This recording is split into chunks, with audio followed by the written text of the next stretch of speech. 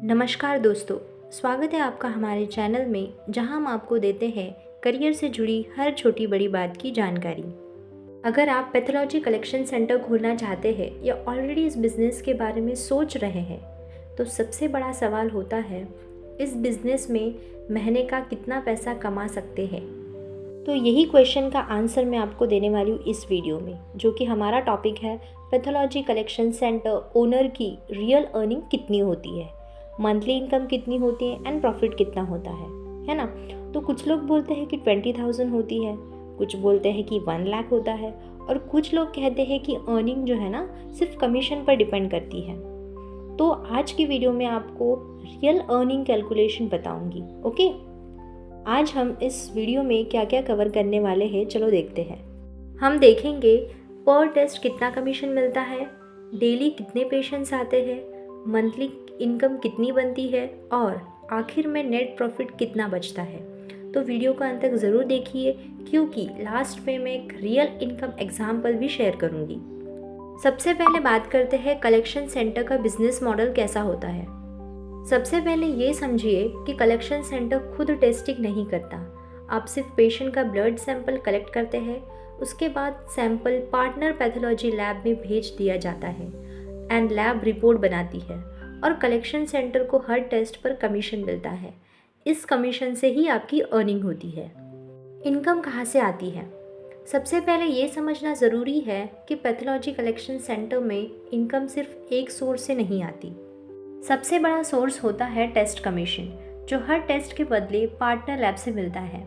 इसके अलावा health checkup packages, doctor referral और वॉक इन पेशेंट भी इनकम बढ़ाने में इम्पॉर्टेंट रोल प्ले करते हैं। जितना ज़्यादा पेशेंट और टेस्ट होंगे, उतनी ही मंथली इनकम आपकी जो है वो बढ़ेगी। चलिए एक सिंपल एग्जांपल से समझते हैं। मान लीजिए एक पेशेंट ने सीबीसी करवाया और उस पेशेंट से 300 चार्ज किया गया। पार्टनर लेबोरेटरी इस टेस्ट के लिए 150 लेती है। इस सिचुएशन में बाकी 150 आपका कमीशन या मार्जिन हो सकता है। ध्यान रहे, ये अमाउंट हर लेबोरेटरी और एग्रीमेंट के हिसाब से अलग हो सकता है। अब बात करते हैं कुछ कॉमन टेस्ट के एवरेज कमीशन की। सीबीसी टेस्ट पर आपको लगभग 80 से 150 रुपीज़ मिलेंगे। ब्लड शुगर टेस्ट पर आपको 20 से 50 रुपीज़ मिलेंगे। थायराइड प्रोफाइल पर 150 से 300 एंड विटामिन डी टेस्ट पर आपको 300 से 600 और विटामिन B12 टेस्ट पर आपको 250 से 500 तक कमीशन मिल सकता है। ये सिर्फ एवरेज रेंज है। एक्चुअल अमाउंट हर सिटी और लैब के हिसाब से बदल सकता है। इसी तरह लिपिड प्रोफाइल पर आपको 100 से 200 मिलेंगे। लीवर फंक्शन टेस्ट और किडनी फंक्शन टेस्ट पर 120 से 250 तक कमीशन मिल सकता है। अगर patient full body health package करवाता है तो उसमें आपको 400 से 1500 या उससे ज़्यादा भी कमीशन की पॉसिबिलिटी है। ओके, इसी वजह से पैकेज कलेक्शन सेंटर के लिए काफ़ी प्रॉफिटेबल होता है। चलो एक डेली पेशेंट एग्जाम्पल देखते हैं। अब एक प्रैक्टिकल कैलकुलेशन करते हैं। अगर आपके कलेक्शन सेंटर पर रोज़ सिर्फ 10 पेशेंट आते हैं और हर पेशेंट से एवरेज 250 कमीशन मिलता है, तो एक दिन की अर्निंग 2500 हो जाएगी। ये सिर्फ 10 पेशेंट्स का एग्जाम्पल है। ओके, अगर रोज़ की अर्निंग 2500 है और महीने के कितने दिन होते हैं?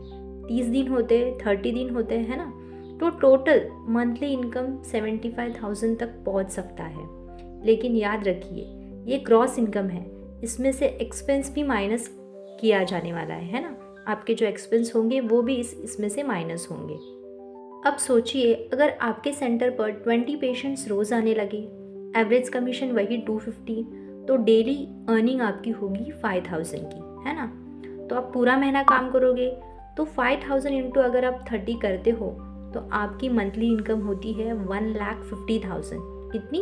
1,50,000। इसीलिए पेशेंट फ्लो बढ़ना इस बिज़नेस का सबसे इम्पॉर्टेंट फैक्टर है। अब सिर्फ इनकम देखना सही नहीं होगा, क्योंकि हर बिज़नेस में एक्सपेंस भी होते हैं, जैसे शॉप का rent, electricity bill, internet connection और अगर आपने स्टाफ रखे हैं तो उनकी सैलरी। ये फिक्स्ड मंथली एक्सपेंस होते हैं। इसके अलावा कुछ रनिंग एक्सपेंस भी होते हैं, जैसे कि needles, vacutainer tubes, gloves, cotton, printing material और सैंपल ट्रांसपोर्टेशन का खर्चा। छोटे छोटे लगने वाले एक्सपेंस भी महीने के एंड तक अच्छी खासी अमाउंट बन जाती है। इन सभी एक्सपेंस को मिलाकर देखें तो एक एवरेज पैथोलॉजी कलेक्शन सेंटर का मंथली खर्चा लगभग 25,000 से 50,000 के बीच हो सकता है। यह अमाउंट लोकेशन और बिजनेस के हिसाब से कम या ज़्यादा हो सकती है। अब पहला एग्जाम्पल देखते हैं।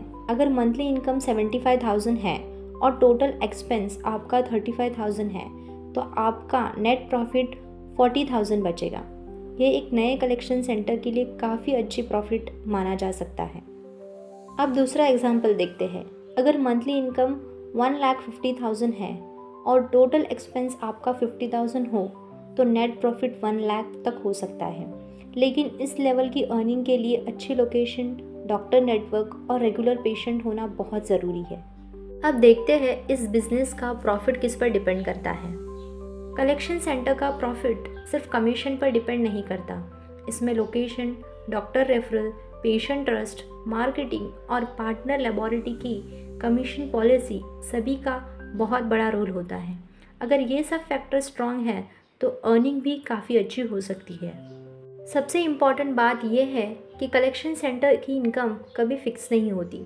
किसी महीने में पेशेंट्स कम होते हैं, किसी महीने में ज़्यादा। जितने ज़्यादा पेशेंट्स और टेस्ट्स होंगे उतना ही आपका प्रॉफिट बढ़ेगा। तो दोस्तों, मुझे उम्मीद है कि आज की वीडियो से आपको पैथोलॉजी कलेक्शन सेंटर की रियल अर्निंग और मंथली प्रॉफिट का क्लियर आइडिया मिल गया होगा। अगर वीडियो पसंद आई हो तो लाइक ज़रूर करिए, अपने दोस्तों के साथ शेयर करें और चैनल को सब्सक्राइब करके बेल आइकन ज़रूर दबाएं। मेडिकल लैब बिजनेस सीरीज़ की अगली वीडियो में हम बात करेंगे पैथोलॉजी कलेक्शन सेंटर में पेशेंट कैसे बढ़ाएं, मार्केटिंग एंड ग्रोथ टिप्स। मिलते हैं नेक्स्ट वीडियो में, तब तक के लिए keep learning, keep growing. Thank you, have a good day.